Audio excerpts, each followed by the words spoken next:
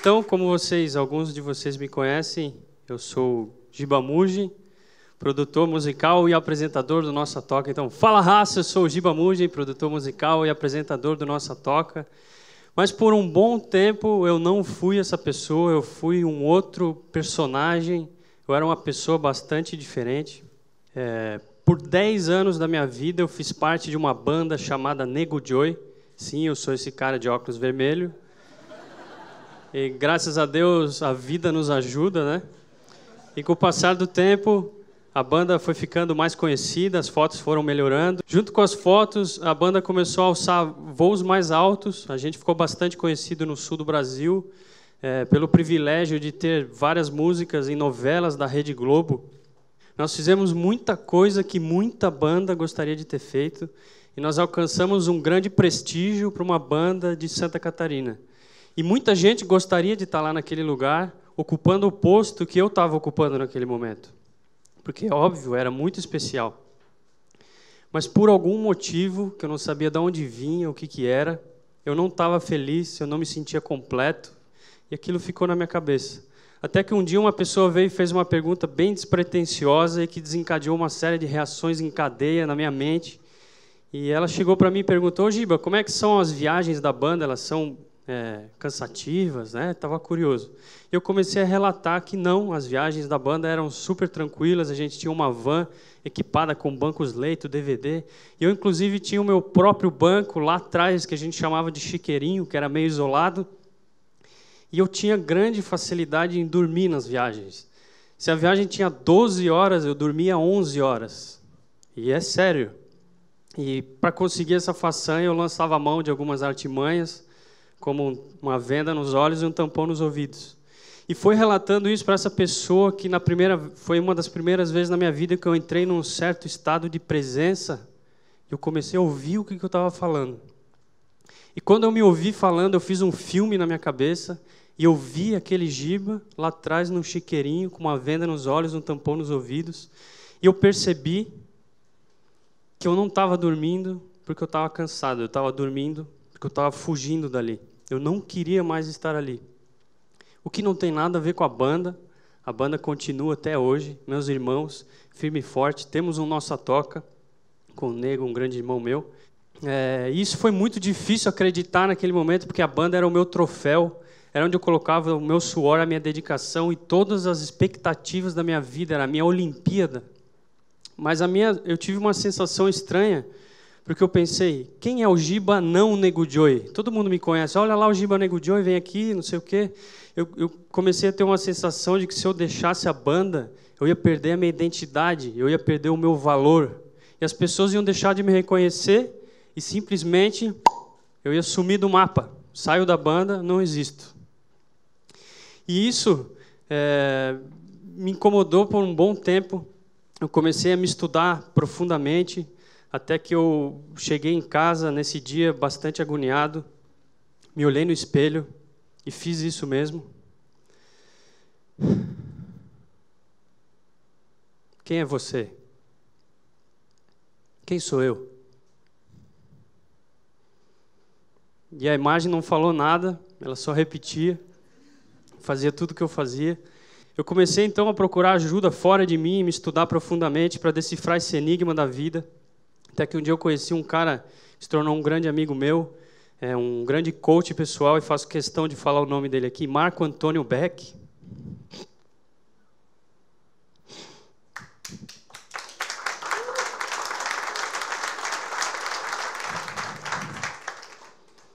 E esse cara me contou uma história que eu vou compartilhar com vocês aqui agora, e que naquele momento caiu como uma luva.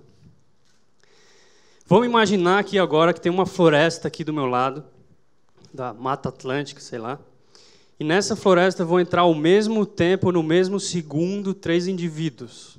Um botânico, um fotógrafo e um lenhador.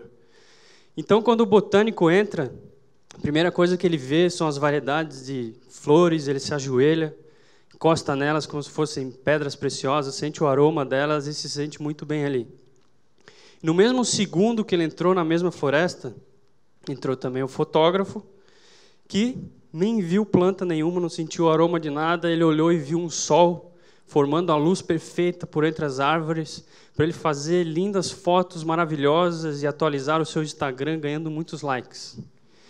E nessa mesma floresta, no mesmo segundo, entrou também um lenhador. E para o lenhador, o que ele viu era uma mina de ouro.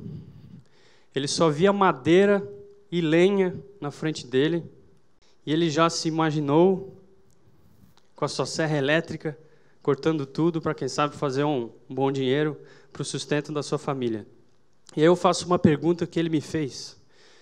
Giba, galera, qual dessas três é a floresta real? Qual dessas três é a floresta verdadeira? E depois de muito pensar, eu cheguei à conclusão que a única floresta real são as três. As três são três florestas igualmente reais para cada um desses seres.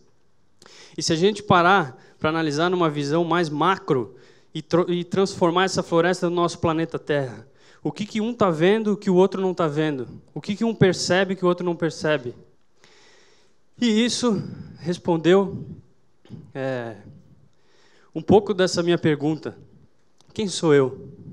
Porque é como se fossem óculos em que a gente coloca assim, agora eu estou com óculos com lente de lenhador, então vocês viram madeira para mim. E eu tiro esse óculos e boto a lente do botânico, e vocês viram flores, eu sinto o aroma das flores.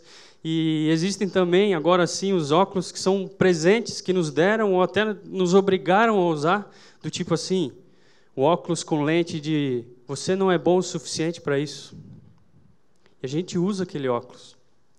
E o que eu percebi é que eu estava usando o óculos do Giba Nego Joy, e o que eu vi através daquelas lentes não estava me agradando. E isso respondeu parte do meu enigma, quem sou eu? E eu percebi que eu era um emaranhado de pontos de vista. E naquele momento foi reconfortante, porque eu pensei, então é fácil, eu vou tirar o óculos, vou escolher uma lente aqui, vou colocar e vou sair vivendo a minha vida tranquilo. Mas não foi tão simples assim tirar aquele óculos. Para tirar aquele óculos, eu precisei aprender uma lição muito importante que eu carrego comigo até hoje. É preciso abrir mão da razão para poder ser feliz. Eu precisei abrir mão do apego a que as coisas fossem do meu jeito e as pessoas fossem do jeito que eu queria que elas fossem e simplesmente abrir mão disso.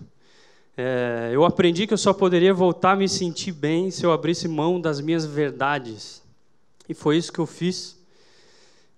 Dando esse checkmate no meu ego, sem razão, sem pontos de vista na minha frente, eu percebi, deixando a mente de lado, eu criei espaço para perceber outras coisas. E pela primeira vez eu vi que eu tinha também um coração, mas que estava num canto esquecido, chorando tão alto que eu não conseguia entender o que ele estava querendo me dizer. E ele se comunica com a gente em forma de sentimentos. Eu percebi também que eu era o meu corpo, e o meu corpo também queria se comunicar comigo através de sensações, do tipo, a gente sente um embrulho no estômago ao entrar em algum lugar, isso é o corpo falando, cara, sai daí, esse lugar não é para ti.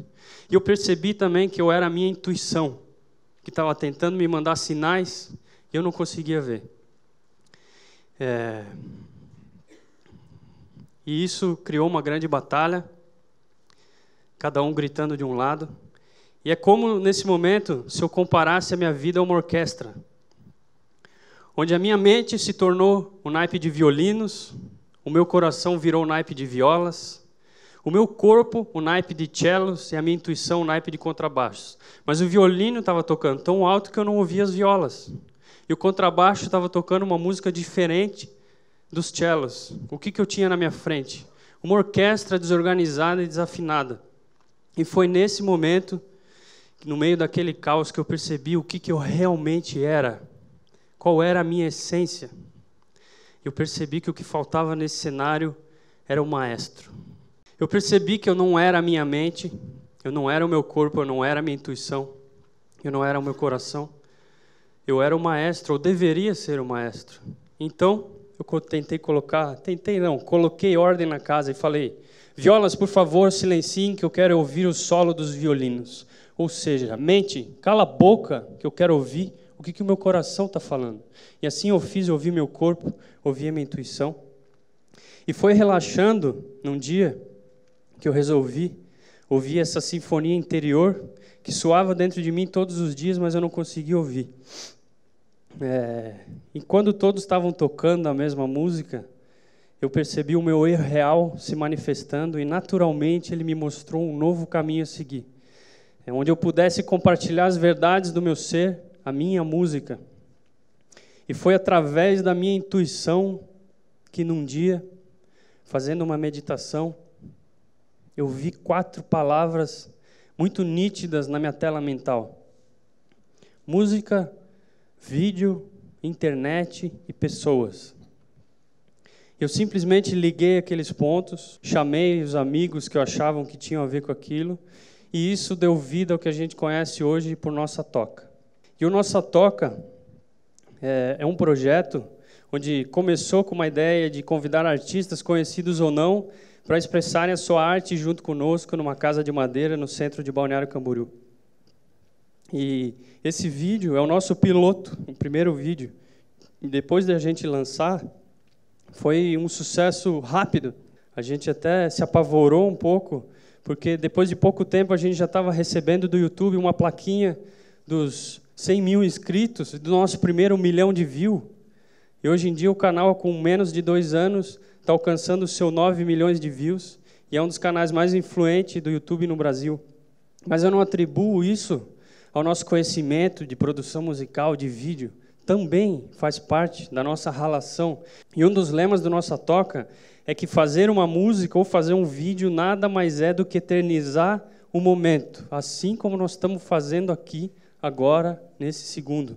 E sempre que eu entro em contato com um novo artista, e tem alguns deles aqui que não me deixam mentir, a primeira coisa que eu falo é: o nosso único objetivo é ser feliz. A gente vai fazer o que a gente ama do nosso jeito. Vocês não têm que provar nada para ninguém. Vocês não têm que querer fazer um vídeo melhor do que o do outro artista. E se a gente fizer isso, o resultado de curtidas, views e compartilhamentos, que também são importantes, vão ser fruto natural do curso das coisas. E quando eu falo isso para os artistas, parece que uma mágica acontece e se abrem umas portas da criatividade. E a gente fica livre para fazer o que a gente bem entender. E essa mágica, eu tenho notado que as pessoas estão percebendo através dos nossos vídeos. Não sei se vocês já pararam para notar, mas em todos os vídeos do Nossa Toca a gente tem uma câmera lenta, e nessa câmera lenta é o único momento em que o artista olha diretamente para o vídeo. Em nenhum outro momento do vídeo alguém olhou diretamente para a câmera. E a nossa intenção é que a pessoa se conecte, olhando no olho, e perceba que ali dentro daquela voz tem um espírito, dentro daquele corpo tem alguém que quer falar alguma coisa, que tem os seus enigmas da vida. Enfim, uma outra ferramenta que a gente usa no Nossa Toca é utilizar músicas atuais, grandes hits que estão bombando no momento, ou grandes hits de antigamente, porque a gente acredita que essa é uma linguagem universal do adolescente ao mais velho. E pegando essa música daquele jeito já conhecido, a gente tenta mudar de alguma forma criativa e nas entrelinhas colocar algum recado, plantar alguma semente para que germine no futuro, se assim for da vontade da vida, em nome de um bem maior. E a gente tem também uma ferramenta que a gente descobriu ser muito importante para a saúde do Nossa Toca, que é responder a grande maioria de comentários que a gente pode. E foi fazendo isso que a gente percebeu como o ser humano gosta de ser correspondido, gosta de ser ouvido. E a gente procura dar atenção para todos os suricatos que a gente tem espalhados pelo Brasil. E agora, pegando o gancho desse vídeo que passou da Amanda Palmer, o Nossa Toca passou por um período de dificuldade financeira, porque, querendo ou não, a gente ainda não vive de luz, gostaria muito, e fazer só a Nossa Toca, mas a gente tem muitas contas para pagar, o programa gera muitas contas, e a gente se olhou e falou: e agora, galera? Nós estamos no vermelho, o que nós vamos fazer? E passou pela nossa cabeça deixar de fazer esse programa. E foi vendo o vídeo dela que nos caiu uma ficha. Nós estávamos usando um óculos com lentes que nos diziam: pedir é feio. E a gente tinha vergonha de pedir ajuda. Foi vendo o vídeo dela que eu entendi e aprendi e colocamos em prática que nós não estamos pedindo, nós estamos trocando. E hoje em dia, o nosso Satoca é financiado pelas pessoas que assistem e sentem simpatia com o nosso programa.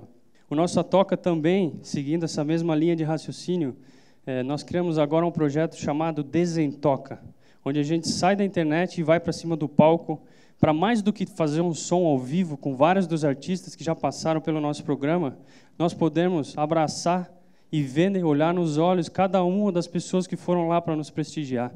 E esse projeto tem se mostrado com um potencial bastante grande para, quem sabe, virar um festival em prol da música, da arte, da dança aqui no Brasil e fazer a nossa parte para, quem sabe, mudar um pouquinho desse cenário que a gente tem hoje. E eu escuto muita gente reclamar do cenário atual do Brasil e, por muitas vezes, eu visto esse óculos também, enxergo através dessas lentes tudo que vocês enxergam. Mas aí eu resolvo tirar esse óculos e olhar com os meus olhos e começo a pensar assim, será que não seria mais legal se para cada crítica que eu quero fazer para uma música ou para um artista eu fizesse a minha própria música? Será que não seria melhor para cada crítica eu compartilhar uma música que fala por mim, uma música que eu me identifico? E aí me vem uma frase na cabeça que diz: todos querem mudar o mundo, mas ninguém quer mudar a si mesmo. E o nosso Satoca não quer mudar o mundo, mas eu sei que a gente muda o mundo quando muda a mensagem que manda para o mundo. E assim como a gente viu aqui em vários talks, as coisas mais gratificantes ficam longe do olhar do grande público. E certa vez a gente recebeu um e-mail de uma pessoa falando que pelos últimos meses ela não tinha conseguido sair do quarto dela. Ela não tinha conseguido sorrir.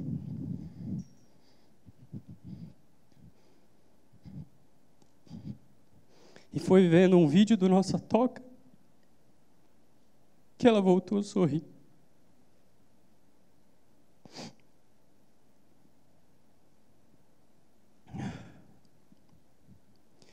Então eu gostaria de me reapresentar aqui de novo.